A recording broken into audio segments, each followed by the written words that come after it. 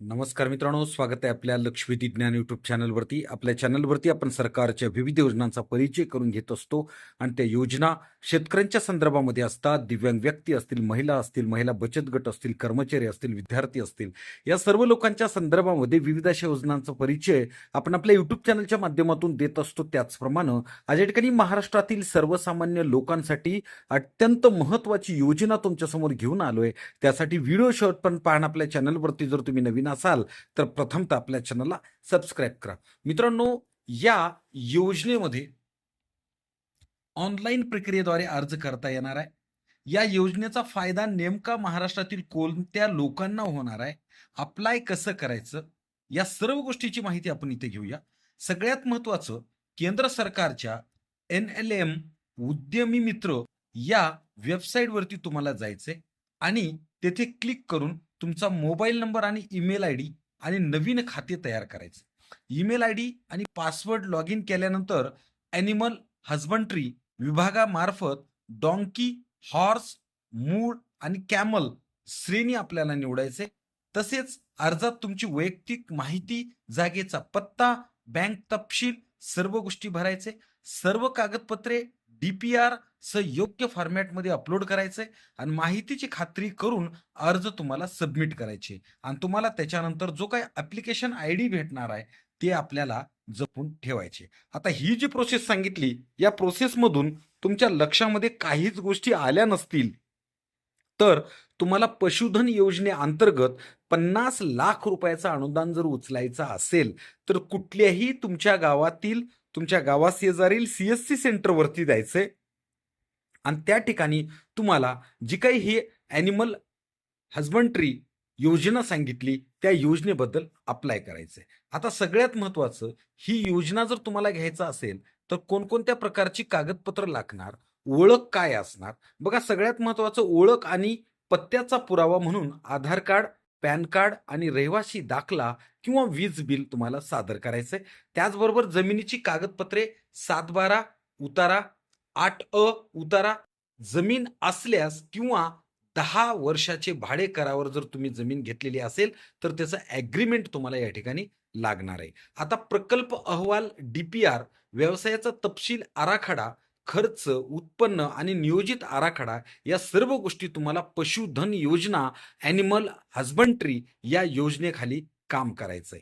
Bank तपशील, bank पासबुकची प्रत आणि कॅन्सल चेक या गोष्टी तुम्हाला द्यायचंय. अनुभव प्रमाणपत्र, पशुपालनाचे प्रशिक्षण घेतल्याचे प्रमाणपत्र किंवा अनुभव असल्यास त्याचे प्रमाणपत्र तुमच्या जवळ असणं अत्यंत आवश्यक आहे. आता अर्जदाराचा पासपोर्ट आकाराचा फोटो, गट कागदपत्रे, जर SHG तुम्ही जर शेतकरी गट तयार केलेला असेल तर तुम्हाला या ठिकाणी तुमच्या गटाचं नोंदणी प्रमाणपत्र, पॅन कार्ड या गोष्टी सादर करायचं आहे. आता तुम्हाला गाढव पालनचे नियम आणि अटी. आता पशुधन अंतर्गत आपल्याला गाढव पालन, उंट पालन, शेळी पालन, भरपूर अशा गोष्टी आहेत. परंतु नेमकं गाढव पालन जर आपल्या काही शेतकऱ्यांना करायचं असेल तर या योजनेचा लाभ घेण्यासाठी सरकारने काही विशेष नियम निश्चित केलेले आहेत. एका युनिटमध्ये किमान 50 मादी आणि 5 नर गाढवे असणे अत्यंत आवश्यक आहे. हे अनुदान फक्त भारतीय स्थानिक जातीच्या गाढवांसाठीच तयार केलेलं आहे, परदेशीसाठी नाही. अनुदानाची रक्कम 2 टप्प्यात मिळेल. यातील पहिला हप्ता बँक कर्ज मंजूर झाल्यावर आणि दुसरा हप्ता प्रकल्प पूर्ण झाल्यावर भेटणार आहे. आता सरकार तुमच्या एक गोष्ट वाटत असेल की हे बाबा, या व्हिडिओमध्ये गाढव पालनाबद्दल असं का सांगतंय किंवा गाढव पालनावर शासन भर का देतंय? कारण 2019च्या पशु जनगणनेनुसार भारतात गाढवांची संख्या केवळ 1,23,000 एवढीच आहे. त्याच्यामुळं 2012 पासून या संख्येत 60% मोठी घट झालेली आहे आणि ही घट थांबवण्यासाठी आणि अर्थव्यवस्थेला बळकटी देण्यासाठी सरकारकडून ही योजना राबवली जात आहे. त्याच्यामुळं पशुपालकांसाठी इतर ह्या गोष्टी जर तुम्हाला करायच्या असतील, पशुधन अंतर्गत तुम्हाला जर गाढव पालन जर करायचं असेल तर मागे मी सांगितलेल्या गोष्टी तुम्हाला करायचंय. त्याचबरोबर पशुपालकांसाठी काही शासनानं महत्त्वाच्या योजना राबवलेल्या आहेत.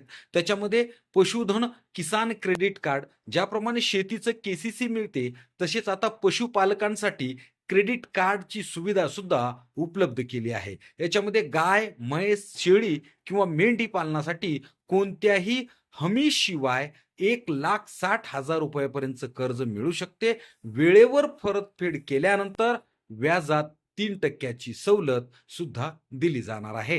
त्याचबरोबर राष्ट्रीय गोकुळ मिशन, भारतीय देशी गाई आणि म्हशींच्या जातींचे संरक्षण करण्यासाठी ही योजना केंद्र सरकारद्वारा राबवली जात आहे. यात दुग्ध उत्पादन वाढवण्यासाठी ब्रीडिंग फार्म सुरू करायचा असेल तर ₹2 कोटी पर्यंतचं अनुदान शासनातर्फे दिलं जाणार आहे. त्याच्यामुळे तुमच्या एक गोष्ट नक्की लक्षात आला असेल, की पशुधन योजनेच्या अंतर्गत म्हणजे उद्यमी मित्र योजना किंवा ॲनिमल हजबंड्री योजना, या योजनेअंतर्गत पशुधन विकास योजनेअंतर्गत तुम्हाला जर शेळीपालन, गाढवपालन, उंटपालन कुठल्याही प्रकारचा व्यवसाय करायचा असेल तर तुमच्या गावातील किंवा तुमच्या गावाशेजारील कुठलंही CSC सेंटरवरती तुम्हाला जायचंय आणि त्या ठिकाणी ॲनिमल हजबंड्री नावानं फॉर्म भरून 50 लाख रुपयापर्यंतचं अनुदान मिळवायचंय. हा व्हिडिओ इतरांना सुद्धा शेअर करा, जेणेकरून आपल्या बाजूला जे काही इंटरेस्टेड शेतकरी असतील अशा शेतकऱ्यांना या योजनेचा लाभ व्हावा, या दृष्टीनं हा व्हिडिओ बनवलाय. या व्हिडिओबद्दल, या योजनेबद्दल कुठल्याही प्रकारची अडचण असेल तर आपल्याला कमेंट बॉक्समध्ये नक्की कळवा. आपल्या चॅनलवरती जर तुम्ही नवीन असाल तर प्रथमतः आपल्या चॅनलला सबस्क्राईब करा. धन्यवाद.